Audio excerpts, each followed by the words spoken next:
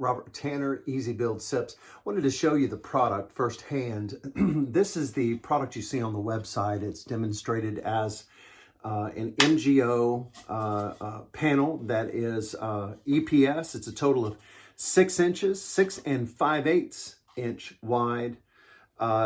This is an extremely efficient product. The R value on this wall when it's complete is a R38 on the wall. R38, awesome product. Structurally sound, it's glued continuously to a product called MgO. And MgO is magnesium oxide. It is pressed with a fiberglass matting, both on the inside and on the outside. This is a little bit more coarse, so it will actually handle the glue much more effectively. And on the exterior part of the product, it's actually a level 5 finish, which means that it's extremely smooth. It's actually just as smooth as a piece of sheetrock when you buy it. And that's why this is used as sheetrock on the inside and stucco on the outside. And it's extremely hard, very, very hard. This is a product that when you hang it up, you realize that if you punch it, if you're using it for rental properties or you're using it in a place where somebody could be aggressive towards the panel, it's really going to hurt them a lot more than it's going to hurt the panel. Okay, so this product, I'm going to demonstrate for you how it actually goes on the foundation. You have a double section where there's 2 boards are applied to the top. If you can imagine, this is a 10-foot tall piece of panel, and it has a double section of wood here that will go at the top, and at the bottom it has a single, but we'll show you that in just a second. But the double goes at the top, and that double allows you to have a double cap on the top of the panel, and then when you put your panel on the top as a roof panel, it attaches just like that. So this gives you a very, very strong landing. Of course, this reservoir in here at the angle is filled with an angled cut piece that's put in here. So it allows that roof panel to have a full contiguous piece at the very top. But this double is glued and screwed to the top of the panel.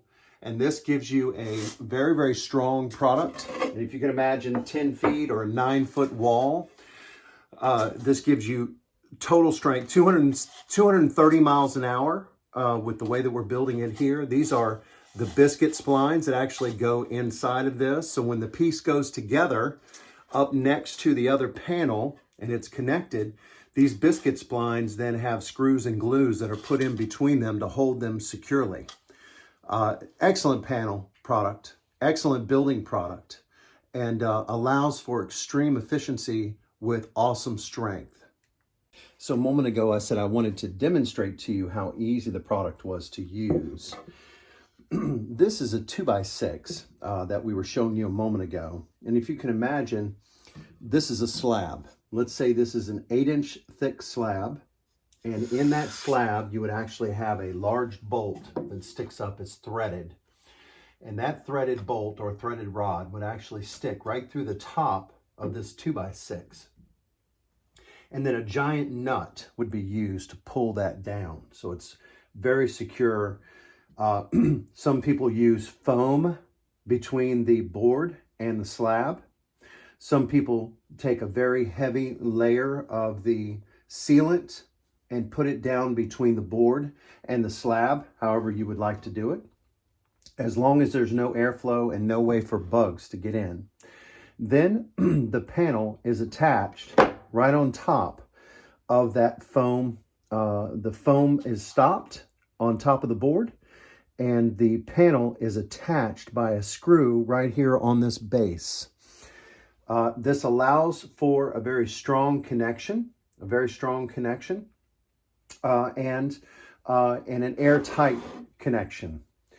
This gap that is here, prior to putting the board down, you would actually put a layer of foam down the entire board prior to putting the board down, putting the panel down, and then that foam will continue to expand inside of this reservoir here, this dead zone between the base and the EPS foam that we were discussing.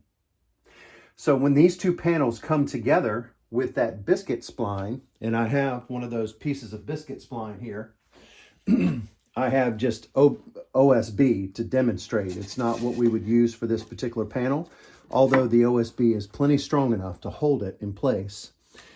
The biscuit splines are actually used to attach each one of the next set of panels that go on. So the next panel goes on, this is glued and screwed, and a very, very strong building process, and the screws go all the way down the entire face of it based on code, depending on where you're located in the state or in the United States. So as you can see, it's a very strong process. It all goes together. And we talked about those that double plate piece that would go at the very top. So you'd have one piece of 2x6 and a second piece of 2x6 here at the very top. And this would allow you to attach your roof panel right here at the top, just like this.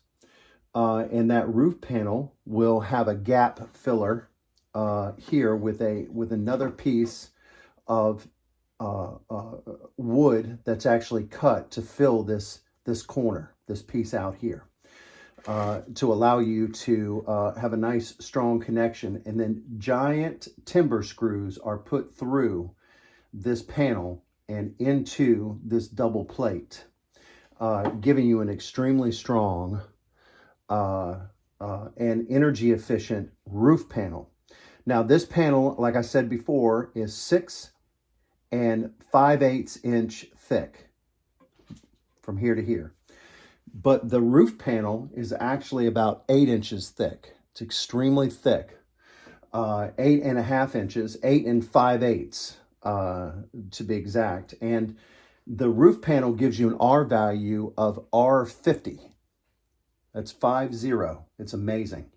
And the beautiful thing about the EPS product that a lot of people don't realize when they're dealing with SIPs, when you are building a home and they say, well, I can get the same thing with the pink stuff, the fiberglass insulation that we use from Corning or wherever they get it from, that's not true. The pink stuff that is utilized is only in an absolutely perfect condition, meaning that 100% of that product has to be expanded through the entire 6-inch opening. 100% of that 5.5 inches has to be full of fiberglass insulation to make it effective across the whole piece. And this same thickness will only give you roughly an R19. Okay, this R value, because it's static, EPS is considered static insulation, and that static insulation is an R38. R38. So you literally feel no changes in the atmosphere outside. You don't feel any sun touching the outside of the panel. If you have a home that has a dark paint on the exterior of it, and you put your hand against the wall of that dark wall outside, even inside your home on the sheetrock, you can feel the warmth of that sun working through that piece.